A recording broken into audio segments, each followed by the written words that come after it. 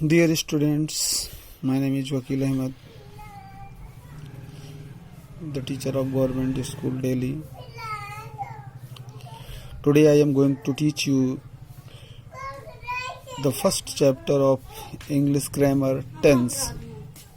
Dear students, tense is the most important topic of English language. If you know tense, then you can know most of the things.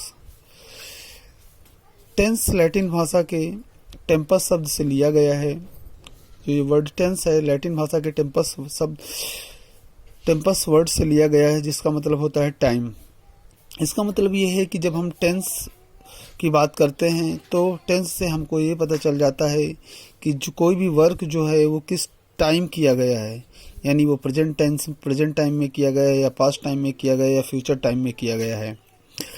जैसा कि आप देख रहे हैं, ये Latin tense जो है लैटिन भाषा लैंग्वेज का शब्द है जो टेम्पस से लिया गया है, जिसका मतलब होता है टाइम। अब अगर हम डिफिनीशन की बात करें तो डिफिनीशन दी गई यहाँ पे, tense shows the time of an action and the degree of its completeness. इसका मतलब ये है कि टेंस से हमें किसी भी कार्य के होने के समय का पता चलता है और साथ साथ वो कार्य कितना कंप्लीट हुआ है उसकी कंप्लीटनेस का भी हमें पता चलता है। टेंस का अगर हमें पूर्ण नॉलेज हो तो हमें पता चल जाता है कि कोई जो वर्क हो रहा है वो कब हो रहा है और कितना हो रहा है।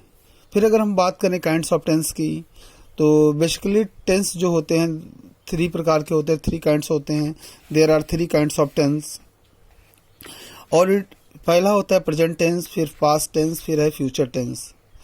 प्रेजेंट टेंस का मतलब होता है वो टेंस जिससे किसी कार्य का होने का पता प्रेजेंट टाइम में चले।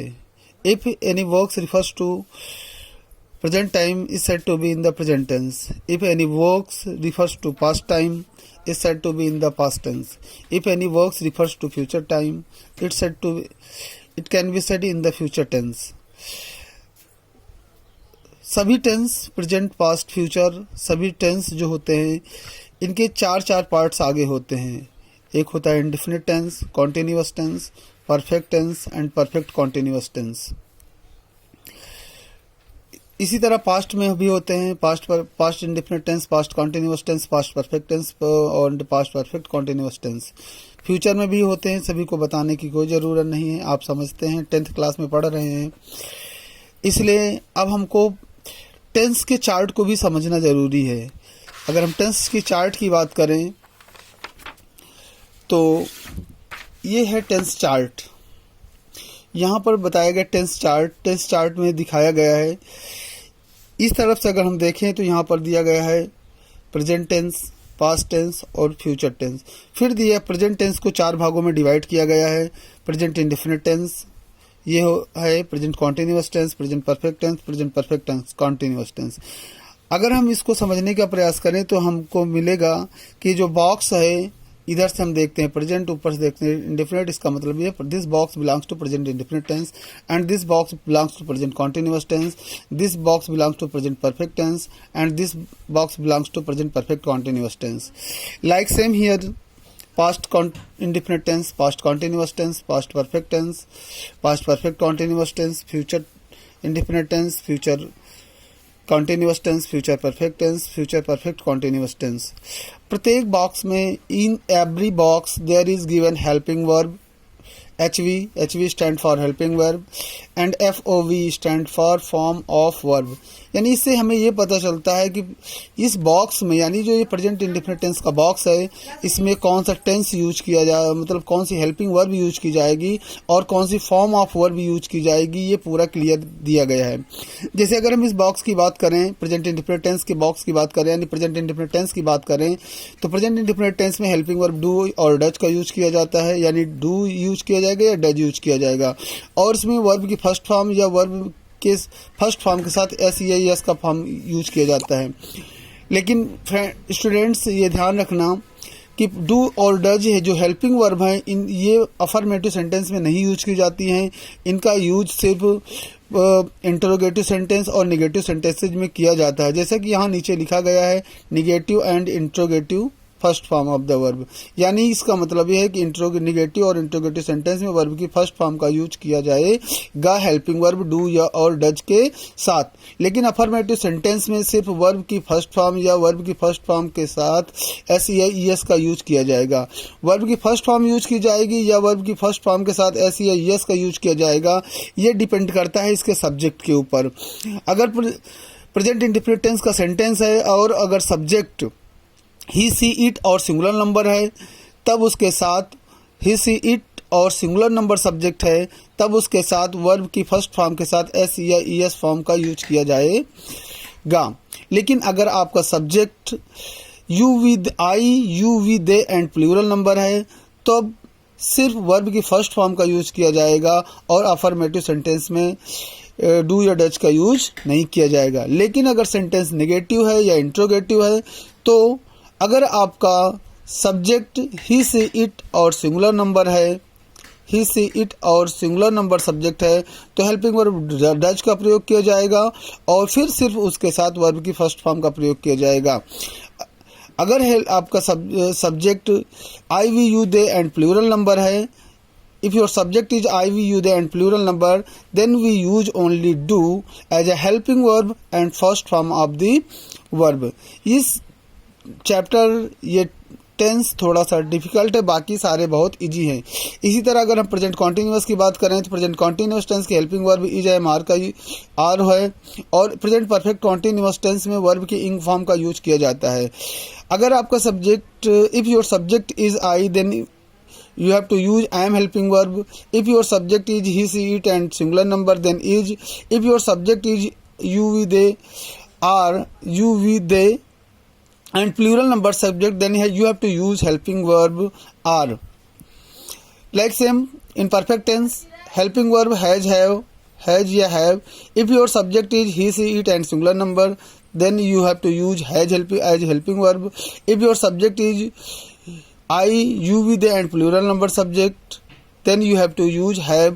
और सभी सेंटेंसेज में, सभी तरह के सेंटेंसेज में वर्ब की थर्ड फॉर्म का यूज किया जाता है। इसी तरह अगर हम बात करें प्रेजेंट परफेक्ट कॉन्टिन्यूअस टेंस की, तो प्रेजेंट परफेक्ट कॉन्टिन्यूअस टेंस की हेल्पिंग वर्ब जो होती है हैज हैव के साथ बीन लगाया जाता है। हैज हैव के साथ बीन लगाया जाता है। हैज के साथ इसको हैज़ बीन भी कह सकते हैं और हैव बीन भी कह सकते हैं। और अगर आपका subject he, she, it and singular number है, तो आपको हैज़ बीन लगाना होगा। अगर आपका subject you, we, they and plural number subject है, तो आपको हैव के साथ बीन लगाना होगा और सभी के साथ वर्ब की इंग फॉर्म का यूज किया जाता है।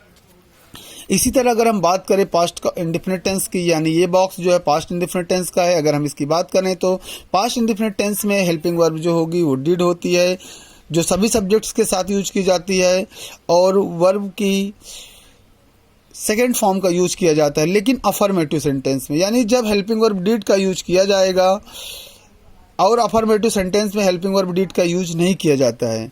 यानी जब हम वर्ब की सेकेंड फॉर्म का यूज अफर्मेटिव सेंटेंस में करेंगे तो हेल्पिंग वर्ब डिड का यूज नहीं करेंगे, और जब हम हेल्पिंग वर्ब डिड का यूज करेंगे यानी निगेटिव और इंट्रोगेटिव सेंटेंसेज में, तब हम वर्ब की सिर्फ फर्स्ट फॉर्म का यूज करेंगे। वर्ब की हम सिर्फ फर्स्ट फॉर्म का यूज करेंगे, यानी जब हम हेल्पिंग अफर्मेटिव सेंटेंस होगा तभी हम वर्ब की सेकेंड फॉर्म का यूज करेंगे पास्ट इंडेफिनिट टेंस में, और निगेटिव और इंट्रोगेटिव सेंटेंस होने पर हम हेल्पिंग वर्ब डिड के साथ वर्ब की फर्स्ट फॉर्म का यूज करेंगे सभी तरह के सब्जेक्ट के साथ, चाहे सेंटेंस निगेटिव हो या इंट्रोगेटिव। अफर्मेटिव में सिर्फ हेल्पिंग वर्ब का यूज नहीं करेंगे और वर्ब की हम सेकेंड फॉर्म का यूज करेंगे। पास्ट कंटिन्यूअस टेंस की हेल्पिंग वर्ब वाज वर होती है।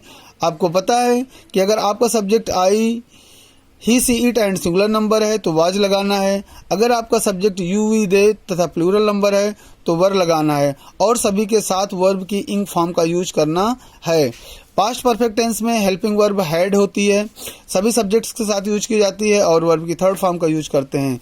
इसी तरह पास्ट परफेक्ट कॉन्टिन्यूअस टेंस में हेल्पिंग वर्ब हैड का यूज करते हैं, हेल्पिंग वर्ब हैड बीन का यूज करते हैं और सभी के साथ हेल्पिंग वर्ब हैड बीन का यूज करते हैं। और वर्ब की मेन वर्ब की जो होती है इंग फॉर्म का यूज किया जाता है। फिर अगर हम बात करें पास्ट फ्यूचर इंडेफिनिट टेंस में, फ्यूचर इंडेफिनिट टेंस की हेल्पिंग वर्ब विल और शैल होती है और इनके साथ वर्ब की फर्स्ट फॉर्म का यूज किया जाता है। शैल का यूज सिर्फ आई और वी के साथ किया जाता है, यानी आई और वी। अगर आपका सब्जेक्ट आई है और वी है तो हम शैल का यूज करेंगे। बाकी जो भी सब्जेक्ट हैं हमारे अदर, हम सभी सब्जेक्ट के साथ वर्ब की हेल्पिंग वर्ब विल का यूज करते हैं, लेकिन सभी के साथ वर्ब की फर्स्ट फॉर्म का यूज करते हैं फ्यूचर टेंस में। फ्यूचर कॉन्टिन्यूअस टेंस में विल शैल के साथ हम बी का भी यूज करते हैं और वर्ब की इंग फॉर्म का यूज करते हैं, यानी इसको आप विल भी कह सकते हैं और शैल भी कह सकते हैं। Future perfect continuous future perfect tense में हम हेल्पिंग वर्ब विल और शैल के साथ, विल या शैल के साथ हैव का भी यूज करते हैं, HAV हैव का यूज करते हैं और वर्ब की थर्ड फॉर्म का यूज करते हैं। आप इसे विल हैव या शैल हैव भी कह सकते हैं। फ्यूचर परफेक्ट कॉन्टिन्यूअस टेंस में विल शैल के साथ हैव बीन का यूज किया जाता है और वर्ब की इंग फॉर्म का यूज किया जाता है। अगर आप का सब्जेक्ट आई और वी है तो शैल हैव बीन हो जाएगा। अगर और आपका सब्जेक्ट और ने कोई है आई और वी के अलावा तो विल हैव बीन हो जाएगा। इस तरह से अगर हम बेसिकली देखें, अगर हम वर्ब को समझने की कोशिश करें कि किस टेंस में कौन सी वर्ब का यूज किया जाता है तो ये बहुत इजी है। यहाँ देखिए कॉन्टिन्यूअस पोर्शन में कॉन्टिन्यूअस के नीचे देखेंगे जितने भी कॉन्टिन्यूअस टेंस हैं सभी में वर्ब की इंग फॉर्म का यूज किया जाता है, चाहे प्रेजेंट कॉन्टिन्यूअस हो, चाहे पास्ट कॉन्टिन्यूअस हो या फ्यूचर कॉन्टिन्यूअस। इसी तरह हम देखें अगर प्रेजेंट परफेक्ट कॉन्टिन्यूअस में तब भी वर्ब की इंग फॉर्म का यूज किया जाता है। और अगर हम सिर्फ परफेक्ट टेंस में देखें, चाहे वो प्रेजेंट परफेक्ट हो, पास्ट परफेक्ट हो या फ्यूचर परफेक्ट हो, तो सब में वर्ब की थर्ड फॉर्म का यूज किया जाता है। सिर्फ प्रॉब्लम यहाँ आती है प्रेजेंट इंडेफिनिट और पास्ट इंडेफिनिट में, जिसे हमने अच्छे से समझा दिया है। कोशिश है कि आप अच्छे से समझने का प्रयास करेंगे। अब हम आगे चलते हैं कुछ रूल्स की तरफ, जहां पर हम आपको प्रेजेंट इंडेफिनिट टेंस के कुछ रूल्स बताएंगे और जो बेसिक चीज़ें हैं वो बताने का प्रयास करेंगे।